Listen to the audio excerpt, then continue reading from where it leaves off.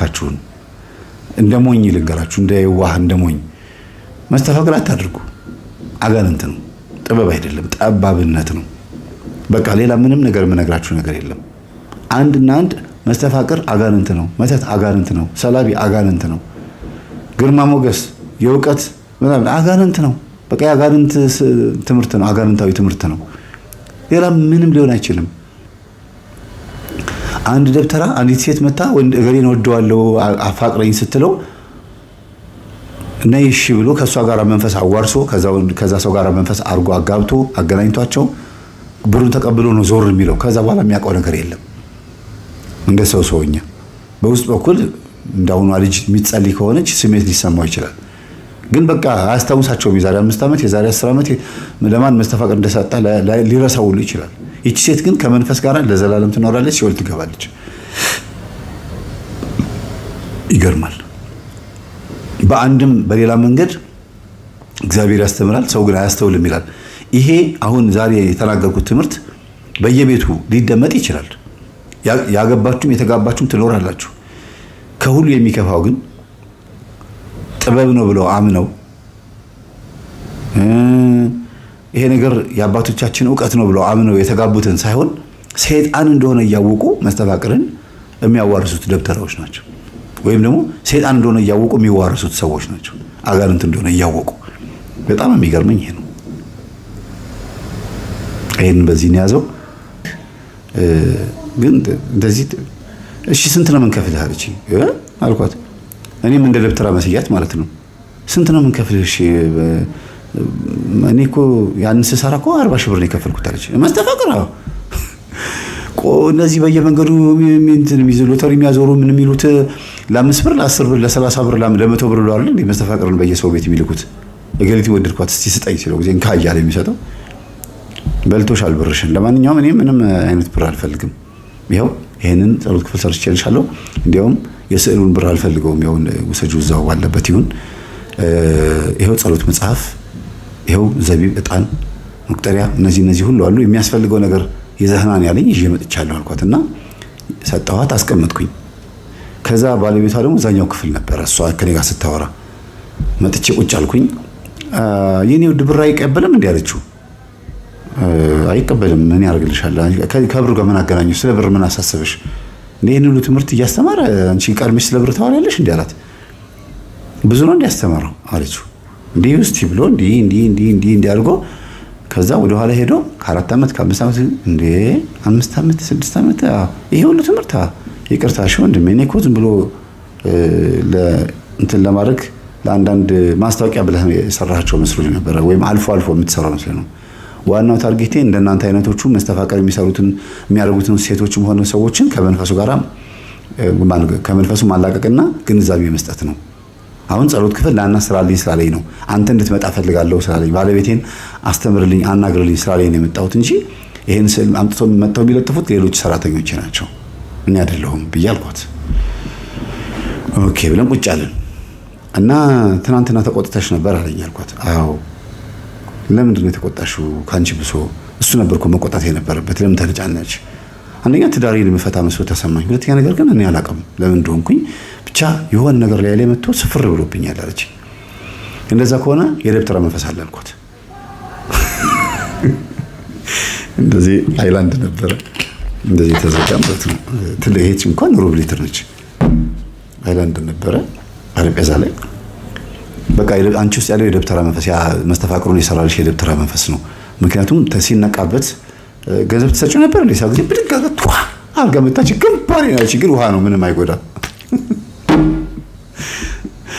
እንዴ ተናደደና ተነስቶ በጥፊ ሌላት በቃ ማለት እኔ ውሃ ስለሆነ የማይጎዳ ስለሆነ ምንም አልመሰለኝም ሲነሳ ጊዜ ተንደርድሬ ነው ማላቸው የገባሁት ኧረ ተው ተረጋጋ እንዴ ምን ሆነ ነው እሷ እኮ አለች ማለት ማን ነው ታዲያ አለኝ ማን ነው አለኝ እንዴ ይሄው ደብተራው እኮ ነው አለኝ የት አለ አለኝ ይሄው እሷ ላይ እሷ ውስጥ ሆኖ ይሄ ባህሪ የሚያሳየው ደብተራው ነው እንደዛ ነው እንዴ አለኝ አንተ እንደዚህ ብሎ ዝም በል አረቆኝ እንደሱ አይደለም አልኩት ተሰጠህ ነበር እንዴ ብር አልኩት እንዴ ምንድነው የምታወራው አለች ልጅቷ ለምንድነው የመታሽኝ ለምን የወረወርሽብኝ አልኳት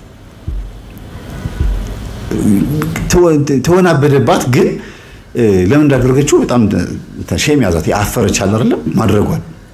አንቺ አይደለሽም ያደረግሽው፣ ደብተራውን ያደረገው በውስጥ በኩል ደብተራውን ያደረገው። ምናልባት ካገባሹ በኋላ ባለቤትሽን በአመት ወይ በ6 ወር ብር አምጪ ይልሻል። ጊዜ በ6 ወር አለች ብር አምጪ፣ መስተፋቅሩ መታደስ አለበት። በአመት ወይ በ6 ወር የሚጠይቋቸው አንዳንዶቹ አንዴ ተቀብለው ዝም ይላሉ። የለኝም ካላቸዋቸው ግን ያው ብር በየጊዜው ታገኛለሽ ስለሚታሰብ በ6 ወር አንዴ በጣም ብዙ ብር የሚቀበሏቸው እና ግብሩ ስለሚቀርበትም ጭምር ነው የተናደደው ትናንትና ማለት ነው። ብስጭት ያለው ማለት ነው። ለምን ተነቃብኝ የሚል እሷ ላይ ስሜቱ የታየው እሷ ለምን ታወቀብኝ ምትል ይመስላል እንጂ በውስጥ በኩል አንደኛ ገንዘቡ የቀረበት፣ ሁለተኛ የተዋረደ ደብተራ፣ ክብሩ የተነካ ደብተራ ስለተጋለጠ ነው ማለት ነውና ከዛ መታሽኝ እኮ እንደ ይቅርታ እንኳን አትይም እንዴ አልኳት።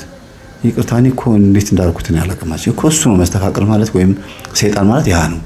አንቺ አንድ የቤተ ክርስቲያን መምህር ቤትሽ ሊያስተምርሽ መጥቶ አንድ ዕቃ አንስቶ መጉዳት ወይም መምታት ማለት ያ የሰው ባህሪ ነው አልኳት። ኧረ አይደለም አለችኝ። ታዲያ ማን ያደርገው አልኳት። እና አለብኝ ማለት ነው አለችኝ። አዎ ወይኔ በእናትህ ይውጣ አለችኝ። ኧረ ይውጣ፣ በሩን ክፈችለት እስቲ ይውጣ እስቲ እቺ ነበር ክፈችው አልኳት። ማለት አለችኝ። ምን ሆነሽ ነው? አሁን እኮ ይሄን ስዕል አምጥቼ የለጠፍኩት ይሄን ሁሉ መሳሪያ ጦር መሳሪያ ያመጣሁት ልታስወጪው ነው። ከዚህ በኋላ እኮ ገና ስንት ነገር አለብሽ፣ በደንብ የምትተጊበት ጉዳይ አለ ብዬ አስጀመርኳቸው። ከዛ ግን ተያዘች።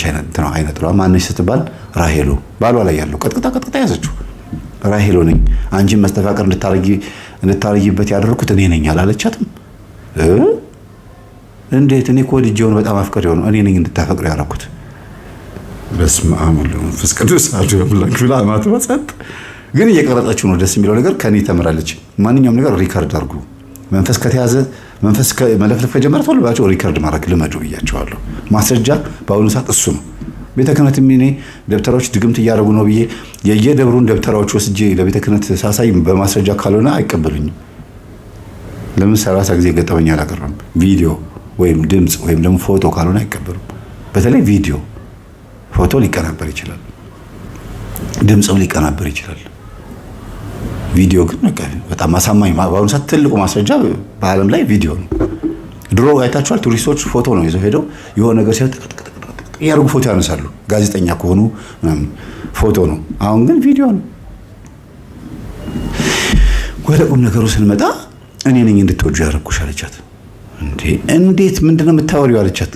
እንድናወራ ትፈልጊያለሽ? አዎ ቁጭ አሉ። ከዛ በኋላ ነው ያስተዋለችው። የምታወሪኝ በሴት ድምጽ ነው እንዴ አለቻት።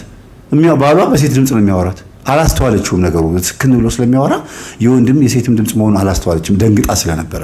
ለመጀመሪያ ጊዜ ደግሞ መንፈሱ በመያዙ ብትደውል ላነሳላት አልቻልኩም። ይዤዋለሁ ልትለኝ ግን ምንም ነገሩ እንትን ሊላት አልቻለም እና ተደናግጣ ስለነበረ ድምጹን አላስተዋለችው። አዎ ድምጽሽ የሴት ነው አለቻት። አዎ እኔ በውስጡ ያለሁኝ ሴት ነኝ አለች። ማነሽ? እኔ ራሄሎ ነኝ፣ ከአባቱን የመጣሁት አልገብርሽም ሲለኝ ምንም ነገር በቃ እምቢ ሲለኝ ዘሩን እያፈሰስኩኝ ግብሬን ወስድ ነበር። እናቱ ዶሮ አቆመችብኝ፣ ቡና መፍላት አቆመች፣ ቆረበችብኝ፣ ተናደድኩኝ። ስለዚህ እኔ ደግሞ ባሏ ላይ ሆኜ ነበር ድሮ መሰራው። እንግዲህ የሱ እናት ላይ የሱ አባት ላይ የነበረችው ራሄሎ መንፈስ እናትየውም ላይ ነበረች፣ አባትየውም ላይ ነበረች። ምንድነው የምታደርገው? እናትየዋን እንደ ባሪያ አድርጋ ነው የምታሰራት። እንደ ባሪያ ባልየው አንዳንዴ ቡና ያፈላል አያፈላም። አንዳንድ ጊዜ ደግሞ ከሚስቱ ጋራ ያው ደም ስትፈልግ ራሄሎ ሚስቱን ቋ ያረጋትና ደሟ ሲፈስ በዛ የተነሳ ግብሩን ታገኛለች። እንስሳም ይታረዳል። አንዳንድ ጊዜ ታዛቸዋለች። ያ ነገር ነበረ። ወደዚህኛው ዘመን ስንመጣ ግን ይሄ ትውልድ አሁን ይሄ ልጅ የምታየው ልጅ መንፈሳን ልጅ እንግዲህ የምታወራው ይሄ ልጅ የምታየው ደግሞ ለኛ ዶሮ ረድልኝ በግረድልኝ ማለት አንችልም። ያለን አማራጭ ምንድነው? ወይ የተደባደበ ተደባዳቢ ሆኖ ደሙ እንዲፈስ ወይም እንዲያፈስ ነው የምናደርገው። እኛ የምንፈልገው እሱ ደሙ እንዲፈስ ነው። ወይም ደግሞ ካልቻለን ደግሞ ድንግል የሆኑ ሴቶችን ደም እንዲያፈስልን ግብሩ የምንፈልገው ይሄንን ነው። ካልቻለን ደግሞ ይሄን እንዲያደርግልን ስላልቻለ ያለን አማራጭ ከደም ጋር እኩል ሊሆንልን የሚችለው የብልቱን ዘር እንዲያፈስልን ነው። የብልት ዘርና ደም ለኛ እኩል መስዋዕታችን ነው። በድሮ ጊዜ ህግጋት ስላሉ ህዝቡም ሃይማኖተኛ ስለሆነ በጣም ስነ ስርዓት ያለው ህዝብ ስለሆነ የብልቱን ዘር አይሰጠንም፣ ዶሮ ነው የሚያርድልን። ይሄ ትውልድ ግን ዘማዊ ስለሆነ አመንዝራ ስለሆነ እንዲያውም ዶሮን ያስቀረ ነው በዚህ ነው ብላ ነገረቻት። በጣም ነው የሚገርማችሁ፣ ትደነቃላችሁ በቃ። እና ደጋግሜ ግን ሁልጊዜ ይህን ስናገር ሳስተምር ሰምታችኋል። አሁን ከየት ነው ያመጣሁት? ከዚህ እኮ ነው።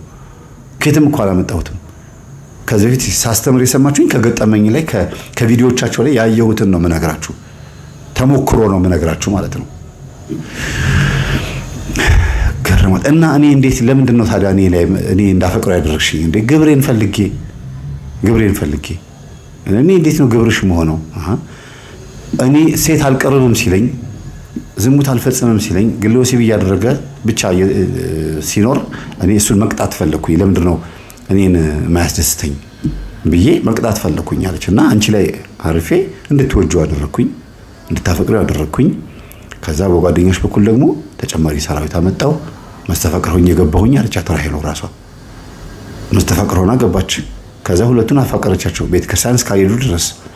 ቤት ውስጥ ከመስሪያ ቤት ወደ ቤት፣ ደሞዙን ተቀብለው ለቤት፣ አጠቃላይ ሁሉ ነገር ለመሬት ከሆነ መንፈሶች ምንም አይሆኑም። ከሰው ጋር ተስማምተው መኖር ይችላሉ። አይታችኋል። አንዳንድ ሀብታም ቤቶችም አንዳንድ ቦታ ላይ ቤተክርስቲያን የሚሉት እንደው በአመታዊ በዓል ምናምን ሲሆኑ እንጂ የለም። እሱም ራሱ በመኪና ይመጣሉ፣ የሆነ ጥግ ቦታ ለመኪናቸው ያቆማሉ፣ መተው የሚሉሉ፣ ከዛ አክብረው ወደ ቤት ይመጣሉ። ሲሄዱ ሳር ጎዝጉዞ ቡና ይፈላል፣ አለቀ በዓሉ በቃ ቀኑ። ኦርቶዶክስ መሆናችን ምልክቱ ነጭ ልብስ ለብሶ ማተብ አድርጎ ቤተክርስቲያን መጥቶ ታቦት አክብሮ መመለሱ ብቻ ነው። ከዛ ውጭ ያለው ላይፋችን ግን ሌላ ነው፣ ሌላ ማንነት ነው ያለንና በአንቺ ውስጥ ሆኜ ዘሬን ማብዛት ፈልጌ ነበር። ይኸው እንደምታያቸው ልጆቹ ላይ አርፌ ነበር። ሳቡና ውጡ ብለሽ አሁን ሰበሰብሽን። አሁን ከአንቺ ላይ ስታባርሪን ባልሽ ላይ ነው መተን ያረፍነው አሉ።